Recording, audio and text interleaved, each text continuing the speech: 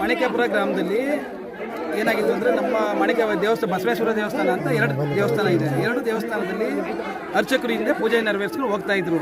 ಮತ್ತೇನಾಗಿತ್ತು, ಇದು ನೇಮಕಾತಿ ವಿಚಾರದಲ್ಲಿ ಅವರ ಕುಟುಂಬದವರು ಮೊನ್ನೆ ತಹಸೀಲ್ದಾರನ್ನ ಭೇಟಿ ಮಾಡಿ ತಹಸೀಲ್ದಾರ್ ಸಾಹೇಬರು ನೇಮಕಾತಿನ ಅವ್ರ ವಂಶಸ್ಥರಿಗೆ ವಂಶವೃಕ್ಷದ ಪ್ರಕಾರ ಯಾರ್ಯಾರಿಗೆ ಬರುತ್ತೆ ಅಂತ 4 ಸರ್ದಿ ಮಾಡಿದ್ರು. 3 ತಿಂಗಳಂಗೆ 4 ಸರ್ದಿ ಮಾಡಿ 4 ಜನಕ್ಕೆ ಇದನ್ನು ಸರ್ದಿ ಹಂಚ್ಕೊಟ್ರು. ಆ ನೇಮಕಾತಿ ಪ್ರಕಾರ ನೇಮಕಾತಿ ಜುಲೈಗೆ ಬೇರೆಯವರು ಚೇಂಜ್ ಆಗಬೇಕು. ಆ ನೇಮಕಾತಿ ಚೇಂಜ್ನವ್ರು ಏನು ಮಾಡಿದ್ರು, ದೇವಸ್ಥಾನಕ್ಕೆ ಮತ್ತೆ ಪೂಜೆ ಮಾಡೋಕ್ಕೆ ಹಿಂದೆ ಇದ್ರಲ್ಲ ಕಾಡುಬಸಪ್ಪ ಅಂತೇನೋ ಅವರು ಕಾಡುಬಸಪ್ಪ ಅಂತ ಅವ್ರು ಸರ್ದಿ ಇತ್ತು. ಅವ್ರು ಕಂಟಿನ್ಯೂ ಅಲ್ಲಿಂದ ಇಲ್ಲಿ ತನಕ ಮಾಡ್ಕೊಬತ್ತಾ ಇದ್ರು ಹಿಂದಿಂದನೂ ಅವ್ರ ತಂದೆ. ಈಗ ನೇಮಕಾತಿ ಆದಮೇಲೆ ಮೊನ್ನೆ ನೇಮಕಾತಿ ಆದಮೇಲೆ ಏನು ಡೇಟಲ್ಲಿ ಆಯಿತು ಕೊಡು, 1/6/26 ಮೊನ್ನೆ ತಹಸೀಲ್ದಾರರು ನೇಮಕಾತಿ ಮಾಡಿದ್ರು.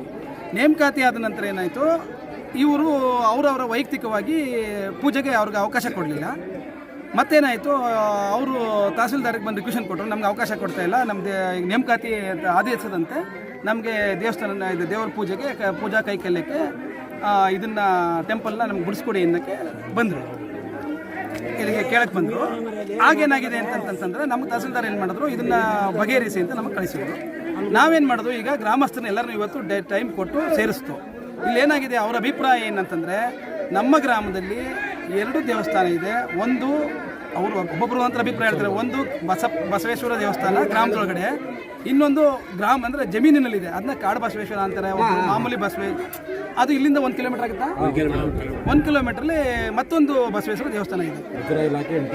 ಮುಜರಾಯಿದು ಅವ್ರಿಗೆ ಏನೋ ಅನುಮಾನ ಆಗಿದೆ ಅಂತಂದರೆ, ಮುಜರಾಯಿಗೆ ಈ ಬಸವೇಶ್ವರ ಸೇರಿದೆಯೋ ಜಮೀನಲ್ಲಿರೋ ಬಸವೇಶ್ವರ ಸೇರಿದೆಯೋ ಅಂತ ಫಸ್ಟು ನಮ್ಮಿಂದ ವರದಿ ಕೇಳ್ತಾ ಇದ್ದಾರೆ.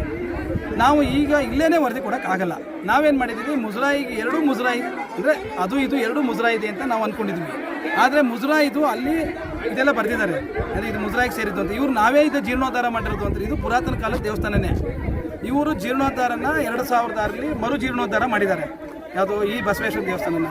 ಇವ್ರು ಹೇಳ್ತಾ ಇದು ಗ್ರಾಮದ್ದು, ನಾವು ಮನೆಯಲ್ಲಿ ಕುಳುವಾರು ದುಡ್ಡು ಎತ್ತಿ ಗ್ರಾಮದಲ್ಲಿ ಮನೆಗೆ ಇಷ್ಟು ಅಂತ ಅಮೌಂಟನ್ನು ದುಡ್ಡನ್ನು ಕಲೆಕ್ಟ್ ಮಾಡಿ ನಾವು ಸರ್ದಿಯಿಂದ ಇದು ಕುಳುವಾರು ಏನಂತ ಹೇಳ್ತೀವಿ, ಹೊರೆ ಮೇಲೆ ಹೊರೆ ಎತ್ತಿ ಚಂದ ಅದೇ ಹೊರೆ ಎತ್ತಿ ನಾವು ದೇವಸ್ಥಾನ ಕಟ್ಟಿರೋ ಸ್ವಾಮಿ ನಿಮ್ದಲ್ಲ ಅಂತಾರೆ. ಅದಕ್ಕೆ ನಾವು ತಾಲೂಕು ಕಚೇರಿಯಲ್ಲಿ ಮೂಲ ಕಡತ ಪರಿಶೀಲನೆ ಮಾಡಿ, 1 2 ನೇಮಕಾತಿ ಮೂಲ ಕಡತನ ಪರಿಶೀಲನೆ ಮಾಡಿ ಯಾವುದು ಮುಜರಾಯಿಗೆ ಬರುತ್ತೆ ಅಂತ ತೀರ್ಮಾನ ತಗೊಂಡು, ಯಾವ ಟೆಂಪಲ್ಲು ನಮ್ಮ ಮುಜರಾಯಿ ಇಲಾಖೆಗೆ ಸೇರುತ್ತೆ ಅನ್ನೋದನ್ನು ನಾವು ಅದನ್ನು ಪರಿಶೀಲನೆ ಮಾಡಿ ಈಗ ಗ್ರಾಮ ಲೆಕ್ಕಿಗರಿಗೆ ವರದಿ ಕೊಡೋಕೆ ಹೇಳಿದ್ದೀನಿ.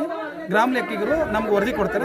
ಮೇಲೆ ನಾವು ವರದಿ ಕೊಟ್ಟ ನಂತರ ತಹಸೀಲ್ದಾರ್ ಸಾಹೇಬರಿಗೆ ನಾವು ವರದಿನ ಈ ಥರ ಇದು ಗ್ರಾಮಸ್ಥಕ್ಕೆ ಹೋಗಿ ಇಂಥ ದಿನಾಂಕದಂದು ಹೋಗಿದ್ದು, ಇಲ್ಲಿ ಸಮಸ್ಯೆ ಈ ಥರ ಆಯಿತು, ಅವ್ರಿಗೆ ಅನುಮಾನಾಸ್ಪದವಾಗಿದೆ, ಆಮೇಲೆ ನಾವು ನೇಮಕಾತಿ ಮಾಡಿರೋದ್ರಲ್ಲಿ ಅವ್ರ ವಂಶಕ್ಕೆ ಬರಲ್ಲ ಅಂತ ಹೇಳ್ತಾ ಇದ್ದಾರೆ ಜನ.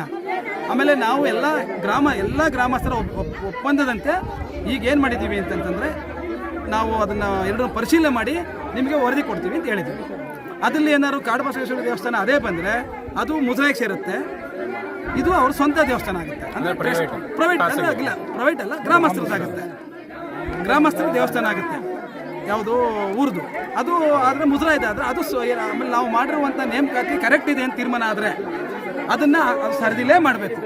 ಅದು ಕಾನೂನಲ್ಲಿ ಏನಿದೆ, ಅವ್ರ ವಂಶವೃಕ್ಷ ಯಾರಿಗೆ ಬರ್ತಾರೆ ಅವ್ರಿಗೆ, ಅವರ ಕುಟುಂಬಕ್ಕೆ ನಾವು ವಂಶವೃಕ್ಷ ಹಾಕಿ ಅವರ ಒಮ್ಮತದಿಂದ ಒಂದು ಅಫಿಡೇವಿಟ್ ತಗೊಂಡು 3 ತಿಂಗಳಿಗೆ 4 ತಿಂಗಳಿಗೆ ಎಷ್ಟು ಜನಕ್ಕೆ ಬರುತ್ತೆ ಅದನ್ನ ಸರ್ಕಾರ ನೇಮಕ ಮಾಡ್ತೀವಿ. ಆದೇಶ ಬರೋವರೆಗೂ ಇಲ್ಲಿ ಪೂಜೆ ಯಾರು ಮಾಡಬೇಕು? ಪೂಜೆ ಆಲ್ರೆಡಿ ಅವರು ಮಾಡ್ತಾ ಇದ್ದಾರೆ. ಪೂಜೆನ ಇವರು ಹಿಂದೆ ಇರೋರು ಮಾಡ್ತಾ ಇದ್ದಾರೆ, ಅಲ್ಲಿ ಮಾಡ್ತಾ ಇದ್ದಾರೆ. ಗ್ರಾಮಸ್ಥರನ್ನ ನಾವು ಪೂಜೆ ಮಾಡಬೇಡಿ ಅನ್ನೋಕ್ಕಾಗಲ್ಲ ದೇವ್ರನ್ನ. ಗ್ರಾಮಸ್ಥರು ನಿಮ್ಗೆ ಅನುಕೂಲ ಆದಂಗೆ ನೀವು ಮಾಡ್ಕೊಳ್ಳಿ, ನಾವು ತೀರ್ಮಾನ ಮಾಡಿಕೊಂಡು. ಈಗ ಏನಾಗುತ್ತೆ ಅಂತಂದರೆ, ಬೀಗ ಹಾಕೊಂಡು ಹೋದ್ರೆ ಗ್ರಾಮದಲ್ಲಿ ಈಗ ಅಲ್ಲಿ ಅವರು ಅಸಮಾಧಾನದಲ್ಲಿದ್ದಾರೆ. ಅದಕ್ಕೆ ಈಗ ಅವ್ರು ಹೆಂಗೆ ಅನುಕೂಲ ಇಲ್ಲ, 100 ಜನರ ಅಭಿಪ್ರಾಯ ಹೆಂಗಿದೆ ಹಂಗೆ ಮಾಡಲಿ. ನಾವು ಇವತ್ತು ವರದಿನ ತಹಸೀಲ್ದಾರ್ ಸಂಜೆ ಒಳಗೆ ಕೊಡ್ತೀವಿ.